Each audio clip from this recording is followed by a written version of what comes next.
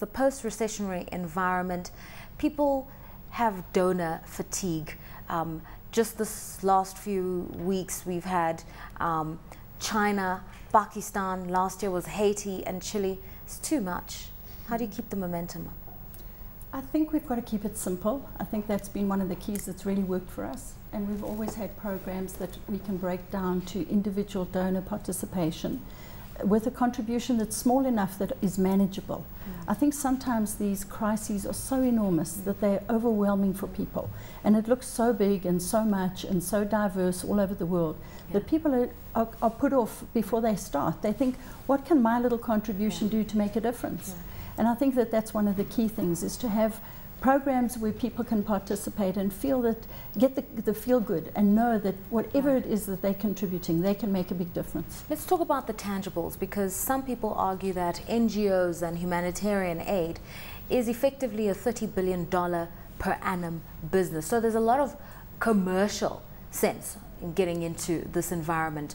How do you separate the altruistic from the commercial? And what I'm asking here is, how do you remember that you're running a business at the end of the day? Well, I think it's very important that any handling of money is done in a business sense, and it's done with total professionalism. We look for that in our staff, we look for it, we lean and mean in every aspect of what we operate. We're totally accountable and transparent, and I think that that's very, very important, because a donor who's been hurt or burnt in any way is a donor that's lost to the cause, whether it be our cause or any other charity's cause. And that's a very dangerous situation. We want donors to be happy, and happy donors are donors who are going to contribute again, and they're going to stay continuously doing something about the plight of others. Let's talk about your organization, JAM, as we called it. You're specializing in food security issues, nutrition issues, agro development, and there's a special focus on AIDS orphans. Just tell us a little bit about the work that you're doing and how you bring all these very complex agendas onto the fore. It's very, very interesting work. Basically what we start with is one little bowl of food, and that's how it all begins. We start off with nutritional feeding in the areas where we start, and of course if we're going to be able to be successful in development, we have to have add-on programs. So we're providing job opportunities for the monitors in the area. We expect participation from the local community, because it's all about development. We don't really like the word charity. We prefer to be called relief development organizations, because we want to develop Africa, we want to bring solutions. And then the add-on programs are, for example, we do water drilling, we do agricultural programs. We call it our complete community assistance program, where with full participation of the community, we're involved with an exit strategy and a whole plan of action to transform the environment, the situation, the plight of poverty. And we like to say that we are there to give a hand up, not a hand out. A handout doesn't work. All right, Andrew, let's bring you into the conversation. We're talking about this idea of donor fatigue. Western governments in the heyday pledged 0.7% of their GDP towards aid in whatever way, shape or form to Africa and other parts of the emerging markets economy. Post global credit crisis and austerity measures in Europe, where a lot of the donors exist, there is a sense that 1/5 of the aid that has flowed is not going to come through anymore. Yeah, I suppose the challenge at the moment is with austerity measures, which is basically saying that government is cutting back on their spending. They're cutting back on their spending on social grants and things like that. At the same time, they're raising taxes. It's very difficult to motivate huge donor funding. At the same time, questions are asked, about the sustainability, and there has been a perception that Africa has been a black hole in terms of money being thrown at it, but it hasn't been sustainable. So much as Anne says, I think the focus shifts first of all is how effective is the money that's being spent? Is it sustainable, and is it development as opposed to a handout, as Anne mentioned? I think let's ask you that question. How do we avert the situation where money keeps on coming through, and it just keeps on coming through into a bottomless pit, this black hole that Andrew's referring to, and we don't see any material changes?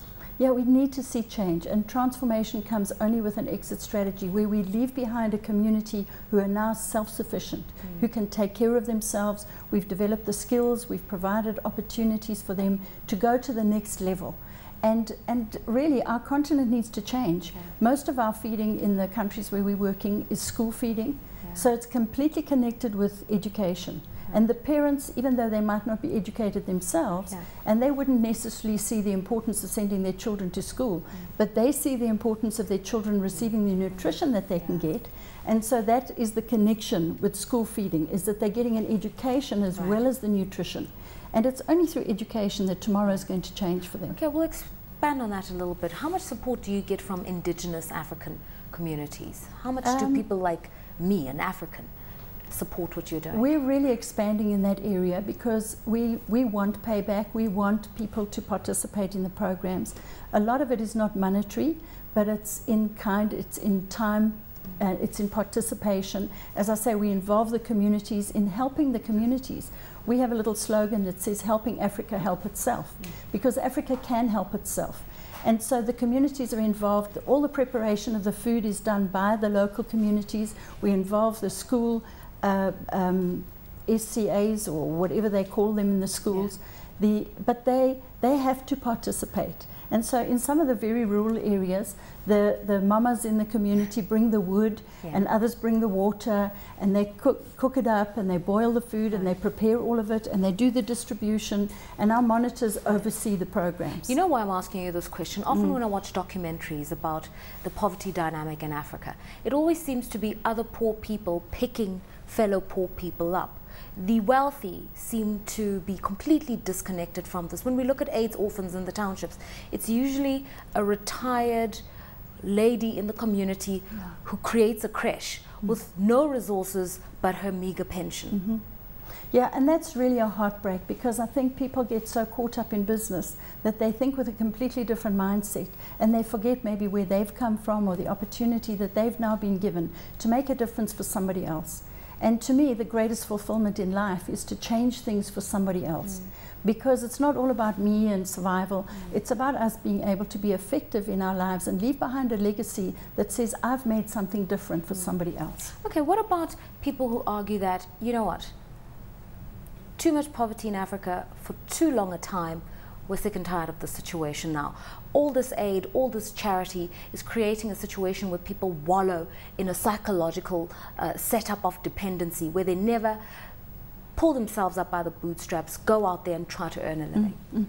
And that is a major problem, because that's where we lose a lot of donors. If they just feel, oh, you know, what's going to make any difference? We've heard this whole story of deepest, darkest Africa and all the problems that are there. But the solution is education, development, capacity building, and there's so much opportunity for that, where people will participate. There's so many skills on the continent, and we need to multiply those skills and reinvest those skills into the people, so that we can take them out, literally give them that hand up to get them out of that cycle of poverty. Andrew, we are sitting in a situation where Africa's average growth rate is about 4.5%. Even in the worst of the global recession, Africa never recorded negative growth. We're seeing more indigenous businesses organically growing. We're seeing educated Africans from the diaspora coming back home. So this is a very different Africa of the 21st century. And yet we're not denting poverty. Why is that? Well, I suppose because the nature of the growth that we're seeing is not evenly dispersed. As you're finding, the Gini coefficient is a commonly used description of the gap between poor and rich. In South Africa, it's growing despite the fact that the economy is growing. And so what you're finding is that the wealth that's being created is often focused in a very, very narrow spectrum, often amongst political elites or within certain segments, and the poor get left behind. Also, you have to look at a lot of the growth is coming from capital-intensive intensive type of industries. Mining and things like that don't necessarily create broad-based opportunities. It's highly focused. But in saying that, there is opportunity, because you know, you've got the likes of China, you do have the West who are looking at investing, and to try and dovetail with your aid type of projects where the investment is not just about taking something out, it's creating infrastructure that facilitates self-improvement. You keep on reiterating this idea that a hungry child can never be an educated child, and so you've got to deal with issues step by step.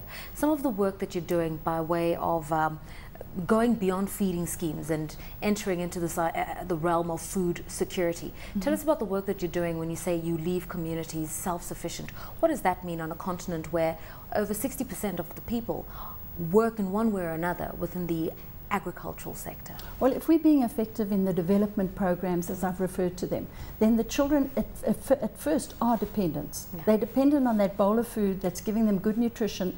It's giving their brains the nutrition that they need for good development, for good education. Yeah. So with education, with the food, then with the job opportunities, then with the training on agriculture, we need to meet Africa where Africa is. Yeah. So to bring idealism to a community that is very rural, doesn't have the same understanding as the cities, we're not going to be effective in it at all. We need to meet them where they're at, and we need to take them one step at a time, stepping up into agriculture, into water drilling, into understanding with education, not just the provision of water, but the use of water, the effective use of water, the dangers in using water that's contaminated. Because education is just so much a part of everything that we do, and that's why we call it development. Okay, just talk to us about your profile and beyond South Africa. I know that you do extensive work within the rural communities of this country. What about other parts of the continent, SADC? Well, we're working in Angola, in Mozambique. In both of those countries, we actually have a food factory where we're producing our own food, and it's all run by local nationals who we've trained that run the factories. They are skilled workers today. They're producing excellent quality food. We do our own logistics. We transport all of our food all over the country to all of the feeding programs. You can imagine, to feed over 500,000 children every day.